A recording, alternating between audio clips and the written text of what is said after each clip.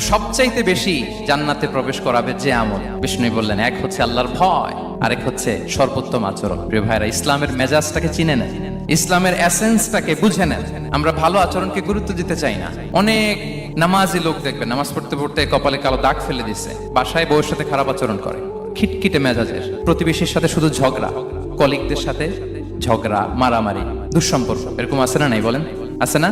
কিন্তু নামাজি, অনেক বড় হাজি, একদিনও কোরআন তেলাওয়াত মিস হয় না। তো এত আবাদত করেও সে ইসলামের আসল এসেন্সটাকে ধরতে পারেনি। বিষ্ণু বললেন, সবচেয়ে বেশি জান্নাতে প্রবেশ করাবে যে দুটি আমল, একটি হচ্ছে তাকওয়াল্লাহ, আল্লাহর ভয়, আরেকটি হচ্ছে উত্তম আচরণ, সর্বোত্তম আচরণ। তো আমরা যেন উত্তম আচরণের অধিকারী হই, আমার স্ত্রীর সাথে যেন ভালো আচরণ করি, প্রতিবেশীর সাথে যেন ভালো আচরণ করি, ছেলে মেয়েদের সাথে যেন আমাদের অ্যাটিটিউডটা ভালো থাকে, আচরণটা ভালো থাকে, কলিগের সাথে যেন ভালো থাকে। বিশ্বনবীর আচরণ যেমন ছিল তেমন আচরণ যেন আমরা গড়ে তুলতে পারি। আওয়াজ করে পড়ুন আমিন। সুনানে আবু দাউদের এক